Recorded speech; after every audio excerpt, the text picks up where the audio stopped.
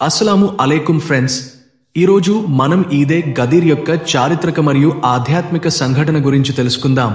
ఇది విలాయత్ ప్రేమికుల హృదయాలను ఉత్సాహంతో నింపుతుంది. ఈ సంఘటన 10వ హిజ్రీ సంవత్సరంలో జుల్హజ్ 18వ తేదీన జరిగింది. రసూలల్లా హజ్రత్ ముహమ్మద్ సల్లల్లాహు అలైహి వసల్లం హజ్జతుల్ విదా తర్వాత మక్కా నుండి మదీనా వైపు తిరిగి వస్తున్నారు. కాఫిలాలో దాదాపు 1,44,000 ముస్లిములు ఉన్నారు. దారిలో గదిరఖుం అనే ప్రదేశం వచ్చింది. ఈ ప్రదేశం జఫా సమీపంలో ఉంది. ఇక్కడ షామ్, యమన్, మదీనా వంటి వివిధ మార్గాలు విడిపోతాయి. ఈ ప్రాంతం ఎడారిలా వేడిగా, కఠినంగా ఉంది. అయినప్పటికీ ఇక్కడ అల్లాహ్ ఆదేశం అవతరించింది. రసూలల్లాహ్ సల్లల్లాహు అలైహి వసల్లం కాఫిలాను ఆపి ప్రజలను తిరిగి పిలిచారు. వారి కోసం రాళ్లతో ఒక ఎత్తైన వేదిక నిర్మించబడింది.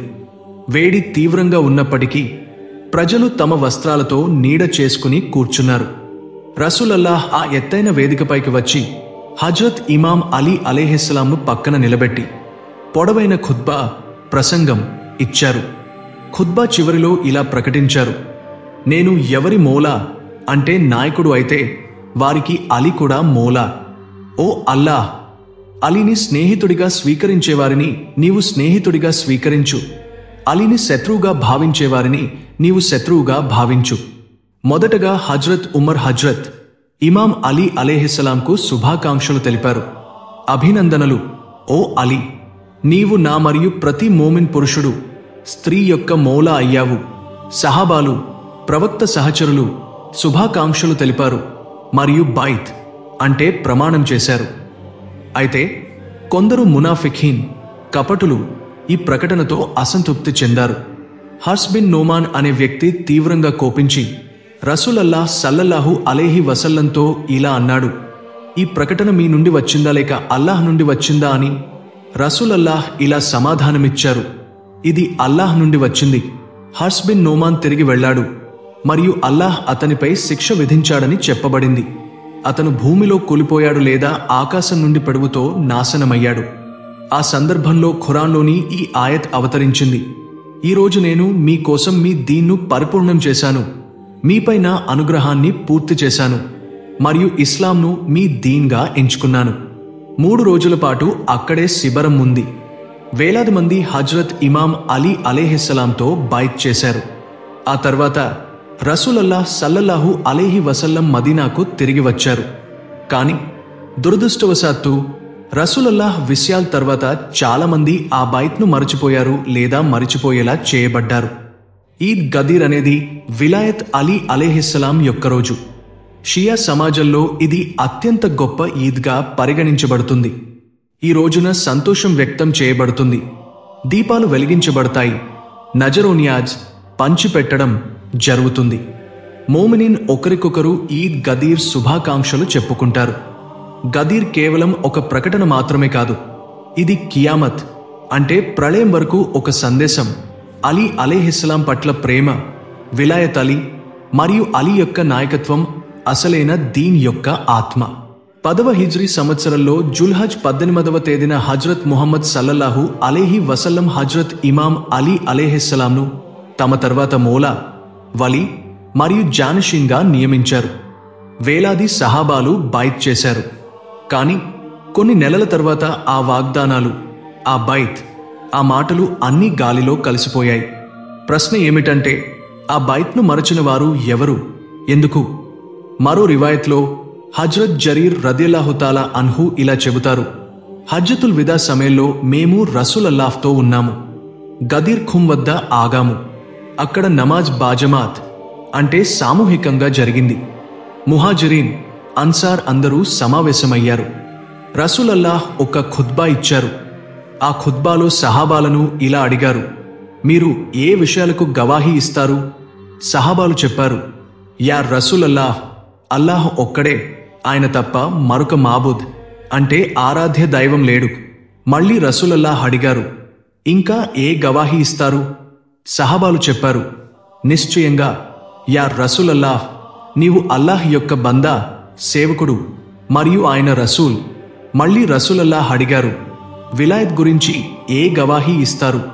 సహాబాలు చెప్పారు: నిశ్చయంగా యా రసూలల్లాహ్, అల్లాహ్ వలీ, మీరు మా వలీ, ఈ 3 విషయాలపై గవాహి తీసుకున్న తర్వాత రసూలల్లాహ్ సల్లల్లాహు అలైహి వసల్లం మౌలా అలీ అలైహిస్సలాం చేయి పట్టుకుని, నేను ఎవరి మౌలానైతే ఈ అలీ వారి మౌలా అని ప్రకటించారు. వెంటనే ఆయన చేతులు ఎత్తి దుఆ చేశారు. ఓ అల్లాహ్, అలీతో స్నేహం చేసేవాడిని నీవు స్నేహితుడిగా చేసుకో. అలీని ప్రేమించేవాడితో నీవు ప్రేమను కలిగి ఉండు.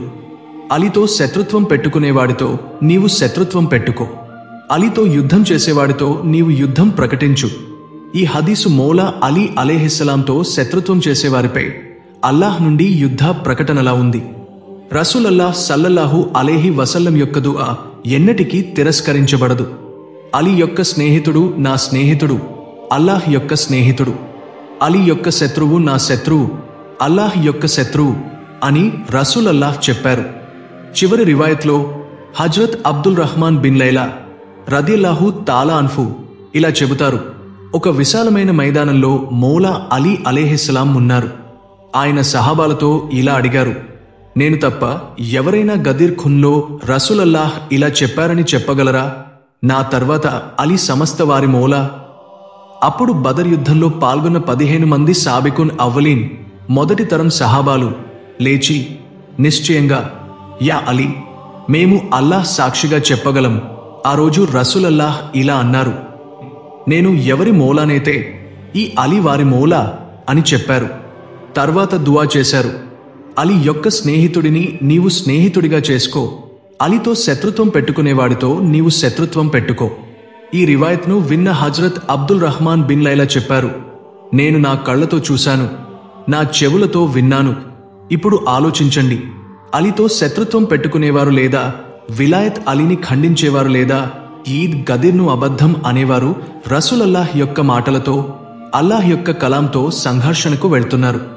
రసూలల్లాహ్ స్పష్టంగా చెప్పారు, నా తర్వాత నేను ఖురాన్ మరియు నా అహ్లే బైత్ను వదిలి వెళ్తున్నాను. వీటిని వదిలేస్తే మీరు దారి తప్పిపోతారు. రసూలల్లాహ్ యొక్క ఉమ్మత్గా ఉంటూ ఆయన మాటలతో ఎలా విభేదించగలం? సహాబాలు, ప్రవక్త సహచరులు శుభాకాంక్షలు తెలిపారు. వేలాది సహాబాలు బైత్ చేశారు. స్త్రీలు పరదా వెనుక నుండి బైత్ చేశారు. కాని బైత్ను అంగీకరించని వారు ఎవరు? మొదటిగా అబూ బకర్. హజ్రత్ ఇమాం అలీ అలైహిస్సలాం విలాయత్ ప్రకటన ఉన్నప్పటికీ రసూలల్లాహ్ సల్లల్లాహు అలైహి వసల్లం విస్యాల్ తర్వాత ఖలీఫాగా నియమించబడ్డారు. సకిఫ్ బనీ సాదాలో కొందరు వ్యక్తులు సంప్రదించి ఖిలాఫత్ను తమ చేతుల్లోకి తీసుకున్నారు. రెండవది ఉమర్ బిన్ ఖత్తాబ్. గదీర్లో హజ్రత్ ఇమాం అలీని మౌలా అని పిలిచిన వారిలో ఉన్నారు. కాని తర్వాత బైత్కు వ్యతిరేకంగా అడుగులు వేశారు. కొన్ని గ్రంథాల ప్రకారం హజ్రత్ ఇమాం అలీ ఇంటికి వెళ్లి బైత్ తీసుకోవాలని ఒత్తిడి చేశారు. తారీఖ్ తబరీ, ఇబ్నె కతీబా మరియు ఇతర గ్రంథాల ప్రకారం హజ్రత్ ఫాతిమా జెహ్రా సలాముల్లాహ్ అలైహా ఇంటి తలుపు వద్ద దాడి జరిగింది. తలుపు కాల్చబడింది. హజ్రత్ ముహ్సిన్ షహీద్ అయ్యారు. సకిఫ్ బనీ సాదాలో అన్సార్ మరియు ముహాజిరీన్ ఒక సమూహం సమావేశమే ఖిలాఫత్ గురించి నిర్ణయం తీసుకున్నారు. హజ్రత్ ఇమాం అలీ అలైహిస్సలాం, హజ్రత్ అబ్బాస్, సల్మాన్, అబూజర్, మిఖ్తాద్, అమ్మర్ వంటి వారు ఈ నిర్ణయానికి వ్యతిరేకంగా ఉన్నారు. హజ్రత్ ఫాతిమా జెహ్రా సలాముల్లాహ్ అలైహా ఇలా అన్నారు, రసూల్ అల్లాహ్ గదీర్లో నా భర్త విలాయత్ను ప్రకటించలేదా? ఆమె మొదటి మరియు రెండవ ఖలీఫాలపై అసంతృప్తితో ఉన్నారు. ఆమె తన వసియత్లో ఇలా చెప్పారు, నన్ను రాత్రి సమయంలో ఖననం చేయండి, వారిని నా జనాజా నమాజ్కు రానివ్వకండి. హజ్రత్ ఇమాం అలీ అలైహిస్సలాం ఖిలాఫత్ నుండి దూరంగా ఉన్నారు. కాని దీన్ రక్షణలో ఎప్పుడూ లోటు రానివ్వలేదు. 25 సంవత్సరాల తర్వాత హజ్రత్ ఇమాం అలీకే ఖిలాఫత్ లభించింది. కానీ అప్పటికే ఉమ్మత్ వివిధ ఫిర్కాలుగా విడిపోయింది. గదీరెఖుం కేవలం విలాయత్ ప్రకటన మాత్రమే కాదు, ఇది దీన్ పరిపూర్ణత. అయినప్పటికీ రాజకీయాలు, తెగల ఆధిపత్యం మరియు లౌకిక అధికారం కోసం ఉమ్మత్ ఈ ప్రకటనను మరచిపోయింది. ఈరోజు కూడా సమయం డిమాండ్ చేస్తుంది. మనం చరిత్రను న్యాయంతో చదవాలి మరియు ఇమాం అలీ అలైహిస్సలాం విలాయత్ హక్కును గుర్తించాలి. కబ్రులో 3 ప్రశ్నలు అడుగుతారు. నీ రబ్ ఎవరు? నీ మతమేది? నీ రసూల్ ఎవరు? ఈ 3 ప్రశ్నలకు సమాధానమిచ్చిన తర్వాత రసూల్ అల్లాహ్ గురించి ఏమని భావిస్తావు అని అడుగుతారు. ఆయన చివరి నబీ, చివరి రసూల్, మన ఆకా, మౌలా, సర్దార్. ఆయన చెప్పిన ఒక్క మాటను కూడా వినకపోతే ఆలోచించండి, మన గతి ఏమవుతుంది. ఈ వీడియో మీకు నచ్చినట్లయితే లైక్ చేసి షేర్ చేయండి. ఇలాంటి మరిన్ని వీడియోస్ కోసం మా ఈ ఛానల్ను సబ్స్క్రైబ్ చేసుకోండి. ఇన్షా అల్లాహ్ నెక్స్ట్ వీడియోలో తిరిగి కలుసుకుందాం. అప్పటి వరకు అస్సలాము అలైకుం. Yours voice of Islam Telugu.